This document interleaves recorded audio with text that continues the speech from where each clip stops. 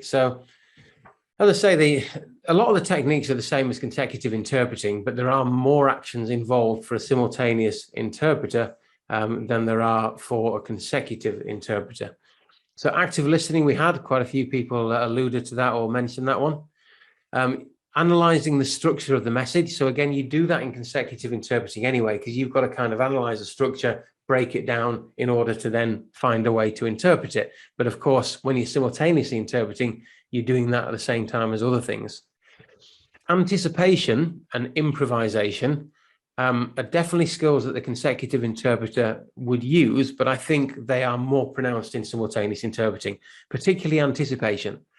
Because you don't have as much time to think about what's just being said, and you've got to simultaneously listen to what's being said afterwards, I think anticipating what a speaker says before they get to it helps almost buy you a bit more time to think about how to interpret something.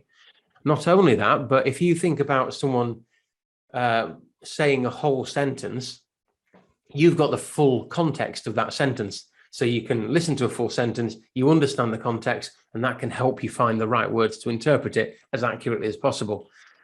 With simultaneous, you don't have that luxury. You can't wait as long as a full sentence before interpreting. Otherwise, again, you've got no chance. You won't be able to remember what was said because it would be too long.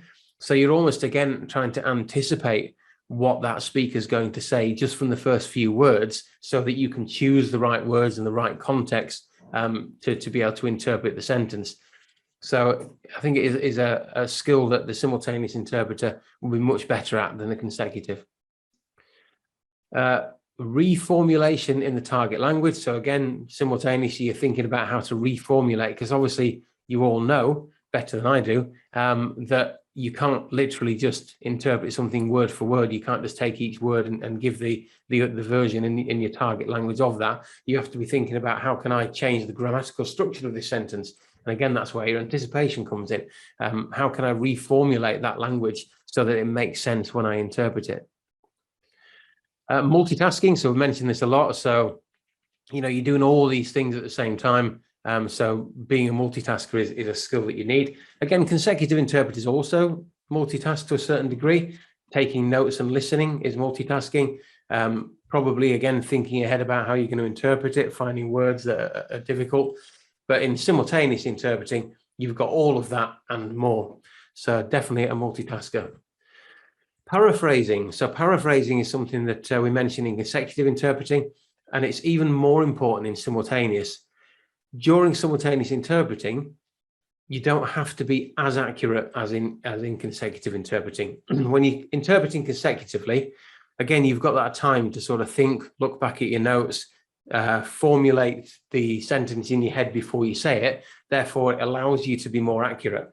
When you're simultaneously interpreting, you don't always have that luxury. And depending on the complexity of what someone's saying, you might have no choice but to paraphrase, either to slightly shorten it, to simplify it, or to put it in words. Because again, with legal speak, it's hard enough sometimes with medical, but legal jargon, sometimes there won't be direct equivalents in your other language or in the target language. So again, you'll have to paraphrase more than you probably would do normal. Allowing longer I can't say this word, decalage. Does anyone know what decalage is, if I'm pronouncing it right? It's essentially allowing a bit of time to pass. So you have good, yeah. Do you know how it's pronounced? am I pronouncing it correctly? Décalage. Décalage. I think it's French, right? Yeah. And my French is almost as bad as my English. So yeah, décalage is a length of time, essentially. You're absolutely right. Between the start of your speech and the starting of your interpreting. So if you allow a bit longer time, you're creating yourself a bit of mental space, and that'll give you more time to listen to the speech, which in turn means that you're getting more context, and therefore you can deliver a more accurate interpretation.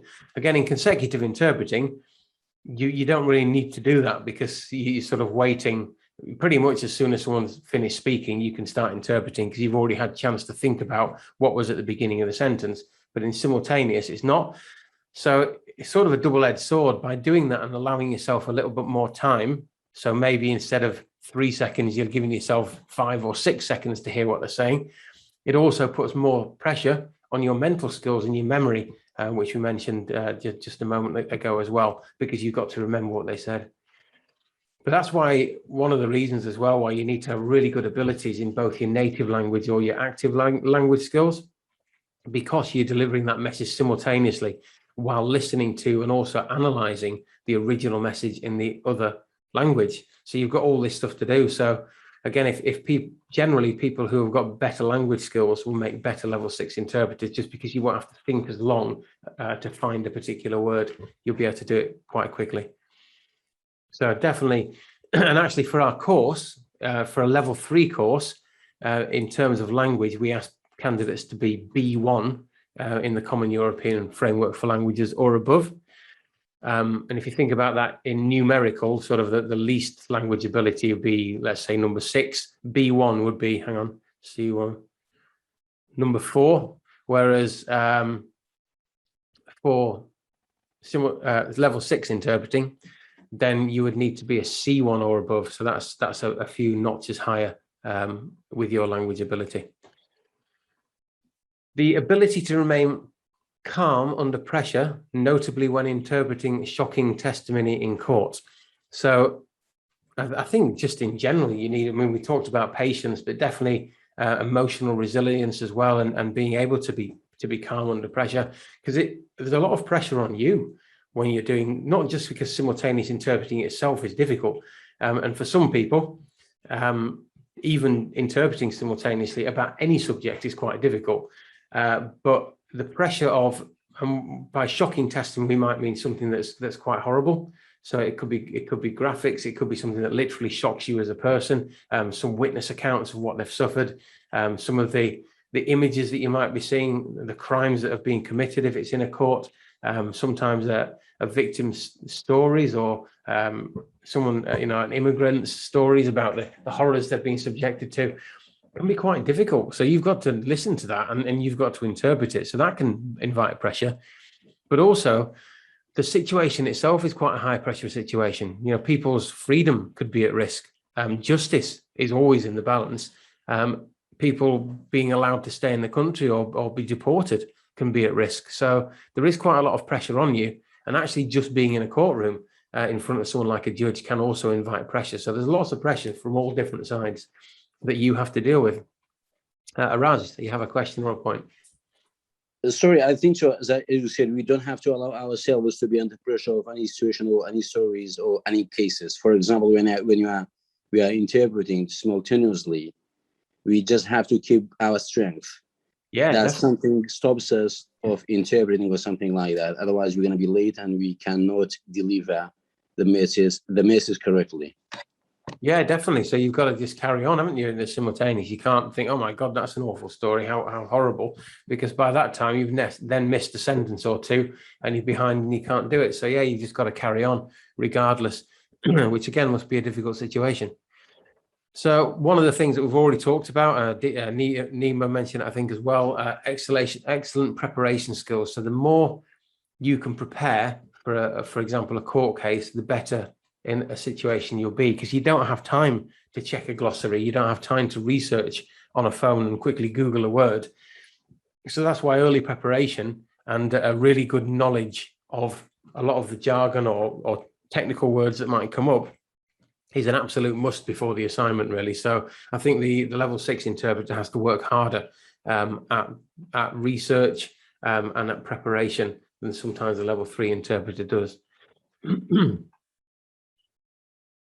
So some more techniques that we've got in here. Summarizing. So especially for fast and dense speeches, you might want to use more summarizing than try and interpret word for word. A bit like what I said about paraphrasing.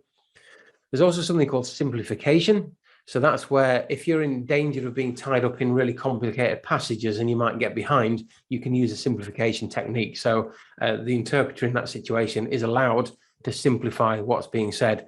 And that can be particularly useful, again, if there's a dense speech. So sometimes a judge, for example, might read out something, literally the law on a certain aspect. And legal jargon can be quite difficult to interpret.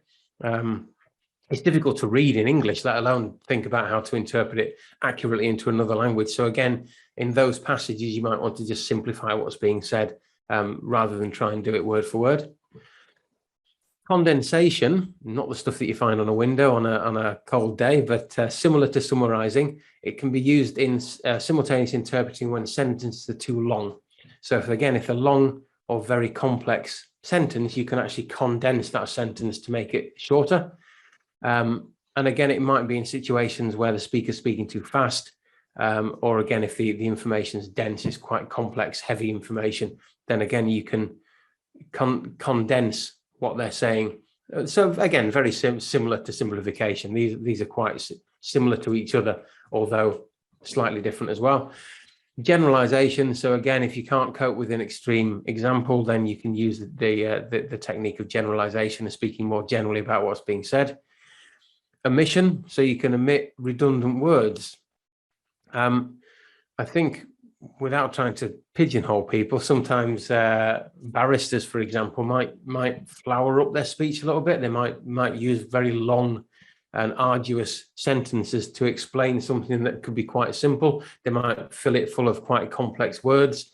So again, if there's words that aren't necessary for the meaning to be interpreted, then you can miss those out, and that can make the sentences easier to digest rather than cluttering them up. Of course, you've got to choose carefully which words to omit, because you don't want to omit words that mean that the accuracy of what you're saying is changed. So again, going back to the sort of essence of being an interpreter, it's about the meaning that you're needing to interpret rather than sort of word by word sometimes. A filler is, or filling, is adding words in to fill gaps or to play for time. So it might be where you're trying to think of something. You don't always have to use those. A lot of people do, or they might use noises instead. So I use quite a lot. You probably noticed. It might be annoying you, I don't know. But there you go, you see. But fillers, and that's just to buy yourself some time while you think. Reformulation is changing words or using different expressions or word order and structures. So reformulation is actually something that interpreters do all the time, just to make any sentence, regardless how simple or complex, make sense in the target language. So again, you'll be using that a lot. Anticipation we've mentioned, so I don't have to speak too much about anticipation. High degree of concentration, which we've mentioned. I think it was Raz who mentioned the concentration that you need, and knowing when to switch attention as well. So you're kind of managing yourself in almost in a way that a computer does. It's switching resources and memory to different tasks. So you need to sort of learn how to switch attention between listening more or concentrating more if someone's talking about something that's quite complex, to reprocessing or checking your output more. So again, if someone's saying something quite complex, you'll need to initially listen harder to them. But then when you come to interpret that complex bit of speech, even if you are trying to simplify it, because simplifying it takes memory as well. It's not something easy to think about how to simplify something. In fact, sometimes just repeating what someone said is actually easier than thinking, how can I simplify that, or how can I condense it, or how can I summarize that? Because it's almost adding another thought pattern. So again, it's sort of internally switching your own resources between the different tasks, so that you can make the best of the interpreting that you're doing. Now, for any of you that don't do simultaneous interpreting right now, I appreciate that all of this information is probably a bit overwhelming, and you might be sat there thinking, I'm never ever going to be able to do this. It sounds so complex. Like I say, it is a difficult task, but it is definitely one that people with your abilities can master and can do really well. And like I say, it's just practicing, but there's also not putting yourself under the pressure to expect to interpret absolutely everything, particularly when you've just started. So again, remembering that core message, the key thing that you need to do is try to be as faithful as possible as you can to the source message, so you're not changing the meaning of that for the people that are listening. But as I say, the more you practice this, the easier it will become, and the more you'll build this skill and be able to pass the exam, but also do a fantastic job as a professional.